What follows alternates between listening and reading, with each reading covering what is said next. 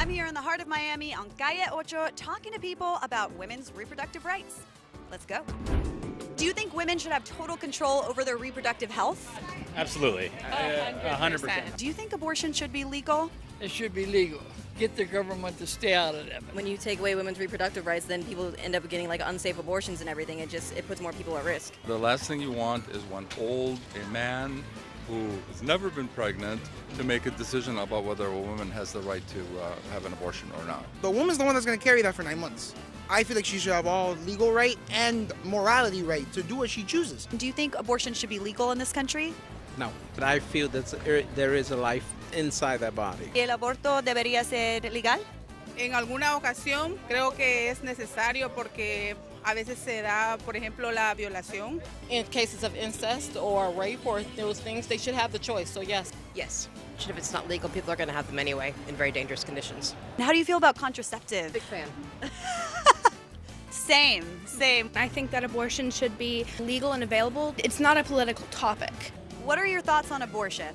Not really in favor of abortion. I'm just a pro-child person. If you're raped, yeah. If you're just out, just having sex and getting pregnant, then no. It's not a contraceptive. Be smart. Sometimes you just need to close your knees and say no. In 2021, Texans had 99 problems, and Ted Cruz was only one. But by the end of last year, Texas lawmakers shook it off and shifted their focus to things they can control: women's uteruses. Breaking news, the U.S. Supreme Court has just issued a decision on the Texas law that prohibits abortion after about 6 weeks. Justices decided to let it remain in effect for now. The court is also letting Texas abortion providers sue the state in federal court. The providers may only sue state medical licensing officials. When it comes to women's reproductive rights, Texas's near total ban on abortion is one of the most intense yet. But similar laws continue to pop up all over the Rust Belt, the Bible Belt, and in pretty much every red state in the U.S., even though a majority of Americans believe abortion should be legal. Since 1973, when the U.S. Supreme Court decided Roe v. Wade, there has been a federal protection for the right to what's called pre-viability abortion. So abortion before viability is a term that refers to when a fetus could survive if born at that time. What has happened in previous years with the protections of Roe v. Wade is that it has enabled providers around the country to provide abortion up to about 24 weeks. What we have seen, however, from intervening decisions by the U.S. Supreme Court that have chipped away at abortion rights is that states have felt emboldened to pass ever more restrictive laws with respect to how abortion is offered. We've seen those kinds of bans and unnecessary restrictions on patient care for decades now, have been waging litigation to try to protect access to care for patients. But what we are seeing in the past few years really is different in some ways. The intensity of the restrictions has certainly increased. Last year alone, state legislatures around the country passed 100 anti-abortion restrictions, more than in any year since Roe v. Wade. And this year, so far, 41 states have introduced more than 265 anti-abortion restrictions. This is decades in the making from politicians who want to control your reproductive freedom. National Latina Institute for Reproductive Justice is the only national organization that represents the over 28 million Latinas and Latinx individuals here in the United States focusing on reproductive health care and access to abortion. We did a poll, and of that, it said that women of color voters shows that 7 in 10 Latinx voters see societal and personal benefits to women having control over their own reproductive decisions. In another poll that we did, nearly 8 in 10 Latinx voters agree that pregnant people should be able to have an abortion without fear of arrest or investigation, And also over half believe that it should be legal in all cases. And who do restrictive anti-choice laws like the ones in Texas and Mississippi negatively impact the most? Hint, it's not wealthy white women. Essentially, this bill is impacting anybody who has a uterus, right? Anybody who has the potential to get pregnant. But even more so, it is affecting people of color. Having Texas implement it and be the starting ground for so many other states to do it, it's just going to create a lot more fear and anxiety in so many more people across the U.S. The Supreme Court created the standard, which we now call Roe, back in 1973. We have been seeing bans at the state level and also at the federal level, slowly picking away at the access and the right to abortion.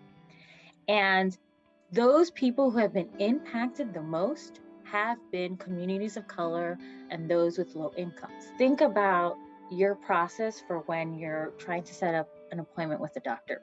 You need to have a doctor. You need to be able to have insurance to pay the doctor. You need to be able to take the time off of work to get to the doctor.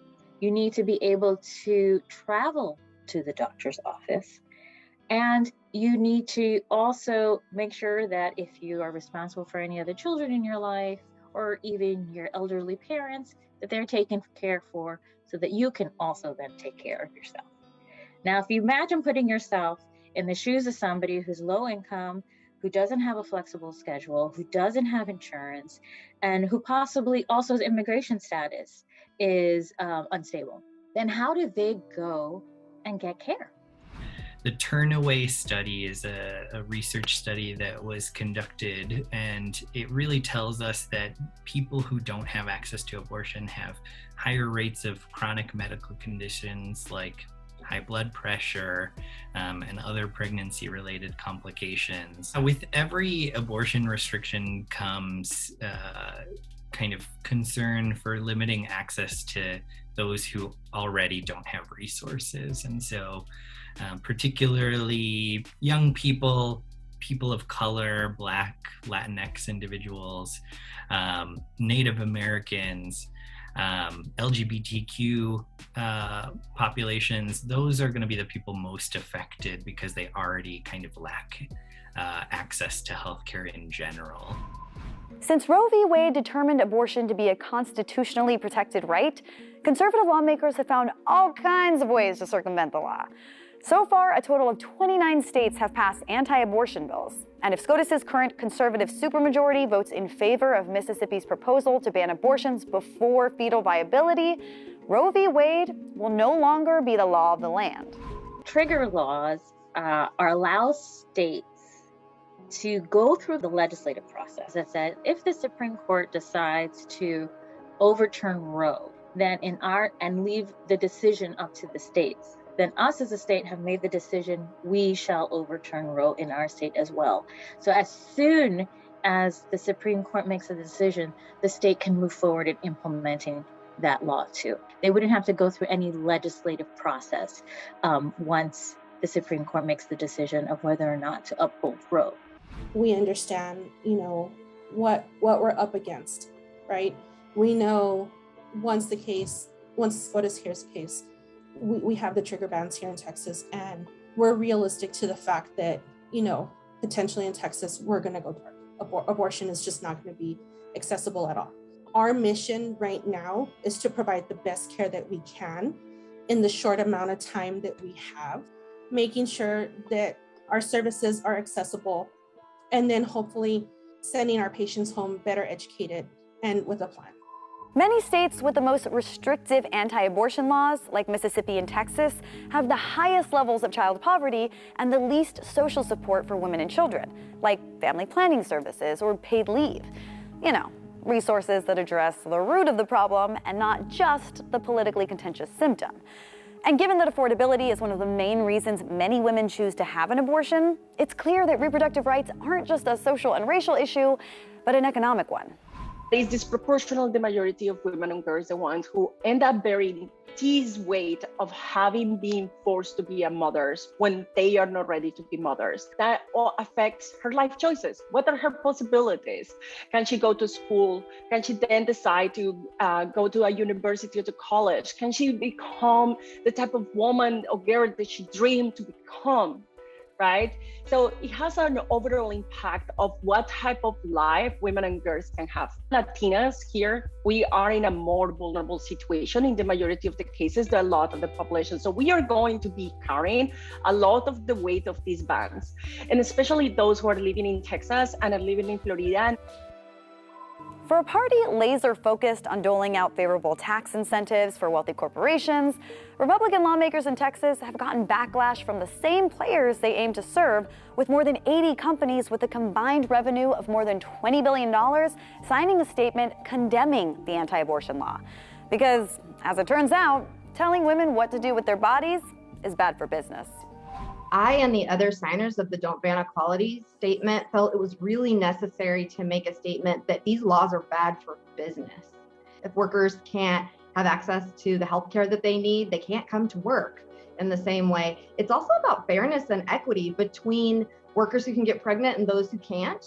And it's also about workers in states with access to abortion versus our workers in states where they don't have that access.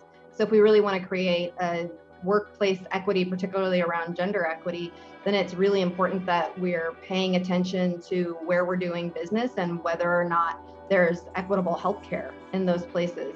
This also has a really big impact on our access to hiring top talent, because right now we know that workers want reproductive health care, which includes abortion access. 70% when we surveyed say that access to reproductive health care, including abortion, should be part of the issues that companies address when it comes to gender equity in the workplace. And we know that 2/3 of our respondents said that the state of abortion in Texas would discourage them from taking a job there. So these have very real impacts on our bottom line. We're living in a country where the majority of people actually want everyone to have access to reproductive health care, which includes abortion. And so if you're on the wrong side of that, particularly as we're trying to attract workers in the millennial and Gen Z areas, you're just not going to be getting the top talent as your company tries to grow. A recent study by the Institute for Women's Policy Research estimated that state-level abortion restrictions cost the U.S. economy $105 billion a year. In Mississippi alone, that translates to just over $1 billion annually.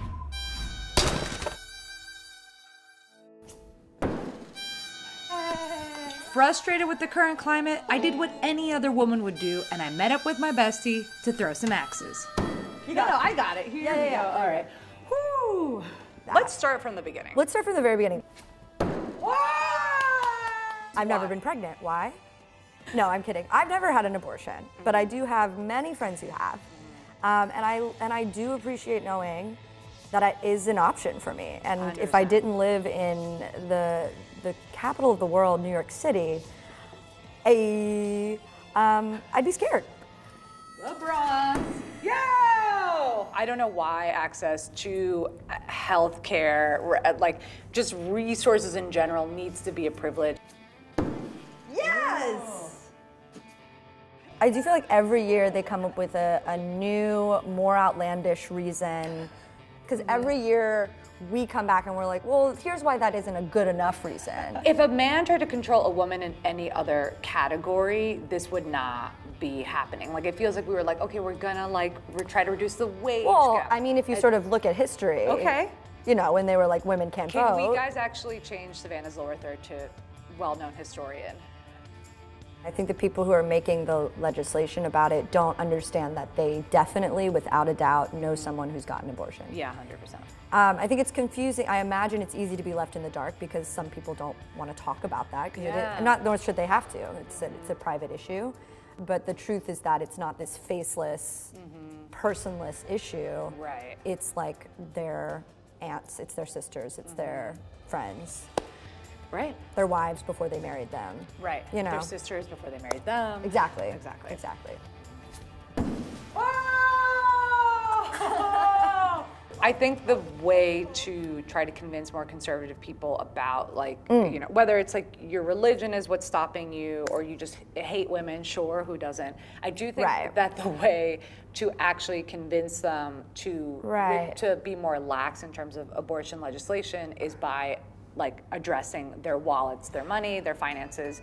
And if you look at women who are not allowed to have abortions or like legally are forced to carry these babies, we are forcing women potentially to not enter the workforce. The stats that I've read are that the US economy has lost $105 billion because of the fact that women don't have access. Billion Yeah. with a B. With a B, babe. And that's a letter that really matters to Republicans. Yeah, it comes right after A, for abortion. Cheers. Cheers. Oh, give us our rights to abortion. Right. Otherwise, I will bring that baby to the coal mine I work at so quickly. We don't need the patriarchy. Not only is abortion one of the most deeply partisan issues, it's one of the most controversial among Hispanic Catholics, right after using the term Latinx. Political messaging around abortion mostly revolves around ethics, morality, religion, not around the economy or even legality. But the so-called moral majority's politicizing of the issue has been building for decades and born out of something that has nothing to do with reproductive rights. In short, back in the late 1970s and 80s, conservative leaders were looking to expand their base by unifying evangelicals and conservative Catholics. So they wound up settling on politicizing abortion. There's always a stigma, and especially growing up here in El Paso, we are predominantly Hispanic, we are predominantly Catholic. So birth control, sex, you know, outside of marriage is just not something that's talked about, right? If you're not the one going through the abortion, you probably know somebody who has. Or you don't realize you know somebody who's had an abortion. There's no stigma to abortion. Abortion is healthcare. It's safe, it's essential. Which brings us back to where reproductive rights, race, and economic privilege intersect when it comes to who is most impacted by restricting access. While the Affordable Care Act expanded coverage for contraception, SCOTUS's Hobby Lobby decision exempted religious corporations from the mandate. It almost seems like supporters of the ruling, including the 6 states that currently allow pharmacists to refuse contraceptives if it violates their conscience, aren't so much interested in controlling abortion rates as they are in controlling women. And because birth control, like abortion, is constitutionally protected by a fundamental right to privacy, if SCOTUS invalidates Roe v. Wade, access to contraceptives could also be threatened. The same rationales that have provided for a right to abortion are also the rationales that have given people security with respect to their bodily autonomy over the years, including the right to birth control. And I think what we have seen in state legislatures around the country is that some anti-abortion legislators are not going to stop there. As archaically paranoid as all of this may sound to some, we need look no further than where some of our parents came from to get an idea of what a country without reproductive freedom would look like.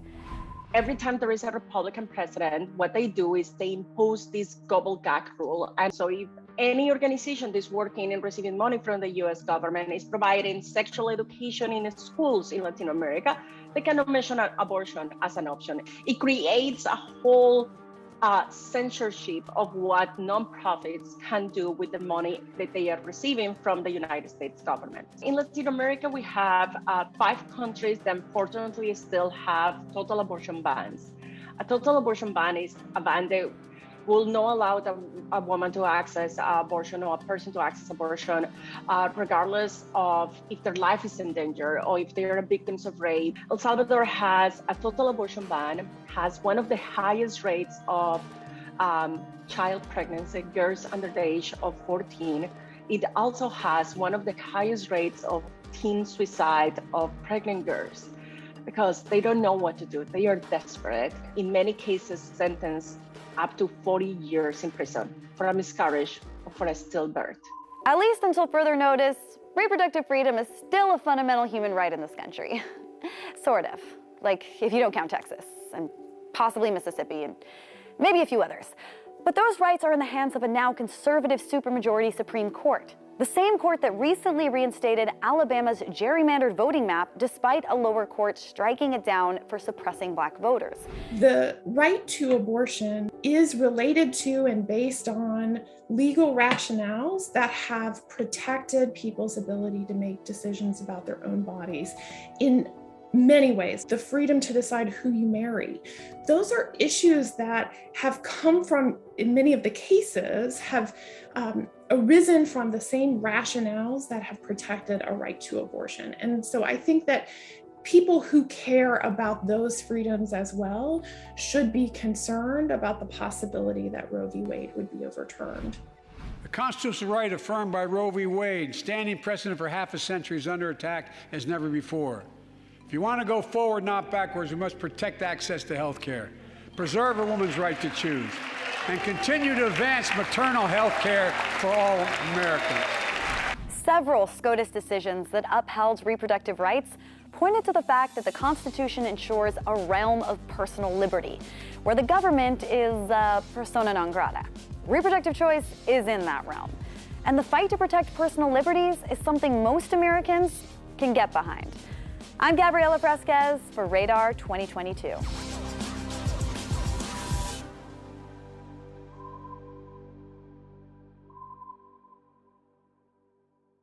Thanks for watching Radar 2022. Please like, subscribe, and comment down below and let us know what issues are important to you. Because let's be honest, we've all got issues. Some of us more than others.